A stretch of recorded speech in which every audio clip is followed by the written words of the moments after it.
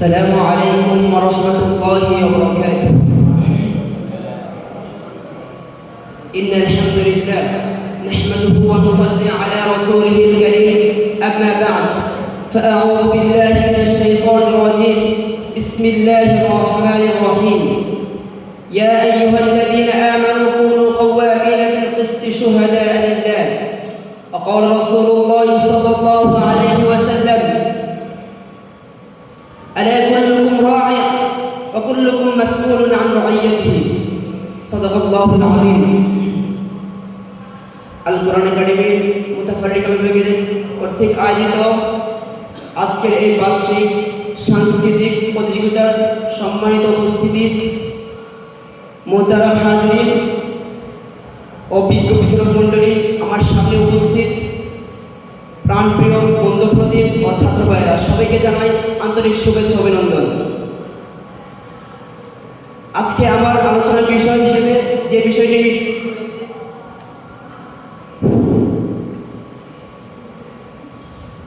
এটি বহুদিন ধরে অবহেলিত এবং আমাদেরকে জ্ঞানানো হয়েছে তার ভুল ব্যাখ্যা, আর তা হলো ইসলাম ও রাজনীতি। কেউ বলে ইসলাম শুধু নামাজ রোজাতে সীমাবদ্ধ, কেউ মনে করে ইসলামের রাজনীতি বলতে কিছুই নেই।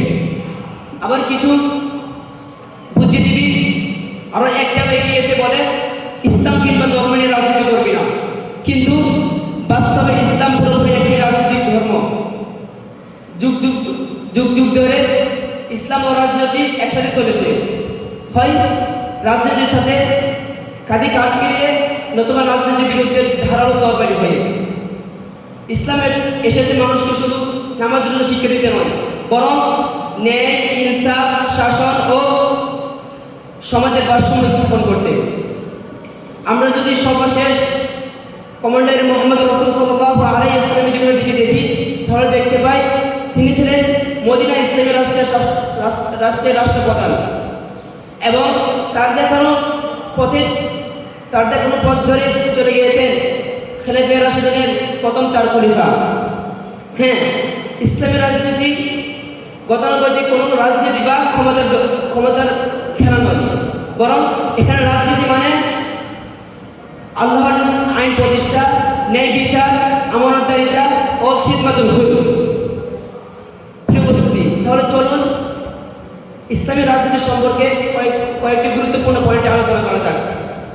সর্বপ্রথমে আমরা দেখব কোরআনের দৃষ্টিতে রাজনীতি। শাসন ক্ষমতা একমাত্র আল্লাহর হাতে। আল্লাহ তাআলা স্বয়ং নিজে বলেন, ইনিল হুকমু ইল্লা লিল্লাহ, শাসন কেবলই আল্লাহর হাতে। অর্থাৎ ইসলামী রাজনীতি মূলনীতি হলো আইন ও বিচার কার্য কেবলমাত্র আল্লাহর নির্দেশ অনুযায়ী পরিচালিত হবে। মানুষের খেয়ালখুশিতা, প্রবৃত্তির অনুসরণে বা ব্যক্তির সাথে কোনো আইন বানাতে পারবে না,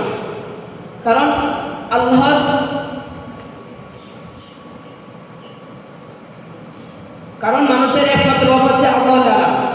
তিনি আমাদের প্রতিপালক। আমাদের কোনটা ভালো কোনটা খারাপ এটা তিনি উত্তম রূপে অবগত এবং সমস্ত গুনাহ তার থেকে, কেননা ইন্নাহু হুয়াল বারুর রহিম।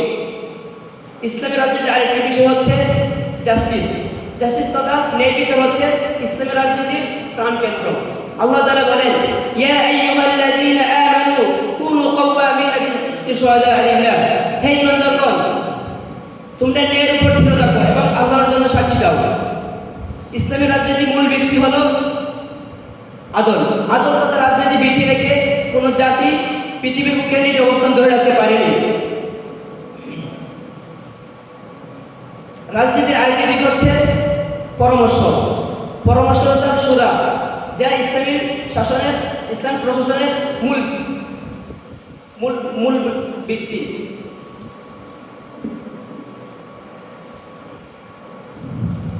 আল্লাহ তাআলা বলেন,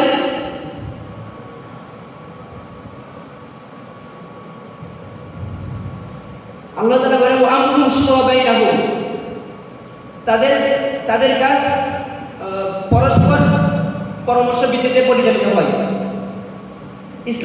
ইসলামী রাজনীতির বৃদ্ধি হচ্ছে মজলিসে শুরা। নবী সাল্লাল্লাহু আলাইহি ওয়াসাল্লাম নিজেও যুদ্ধের কৌশল থেকে শুরু করে প্রশাসনিক সিদ্ধান্ত পর্যন্ত শুরার নিয়ম মেনে চলতেন।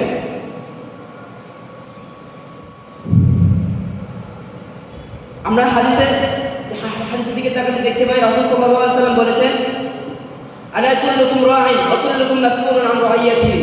তোমরা প্রত্যেকে একজন অভিভাবক এবং তোমরা প্রত্যেকে তোমাদের দায়িত্ব সম্পর্কে জবাবদিহি করতে হবে।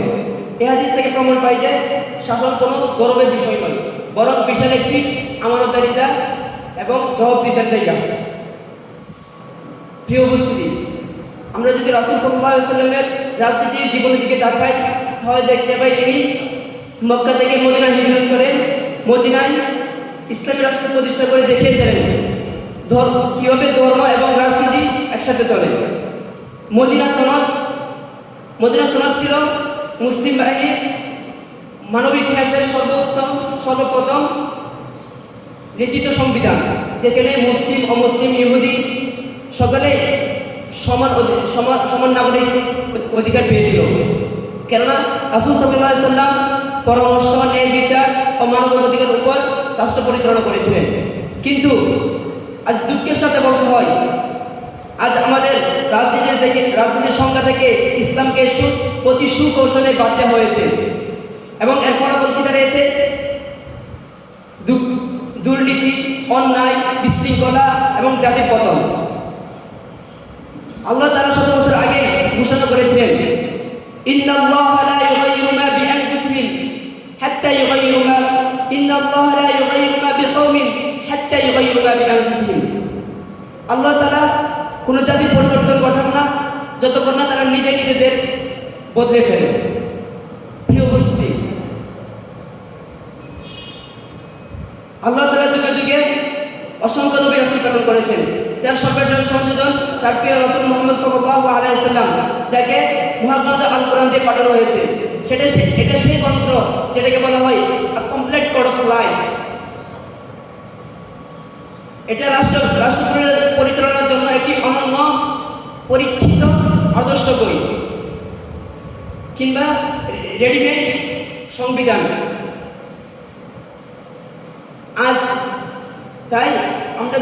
তাই আজকের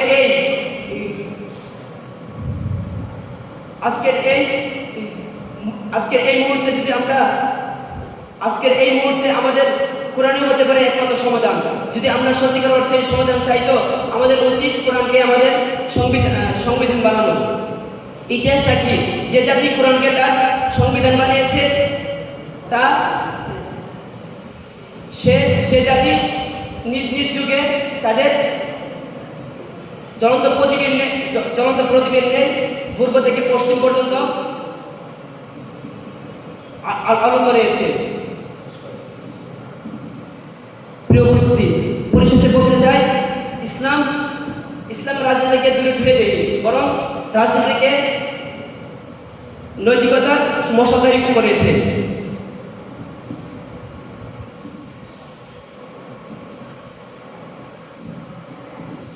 এই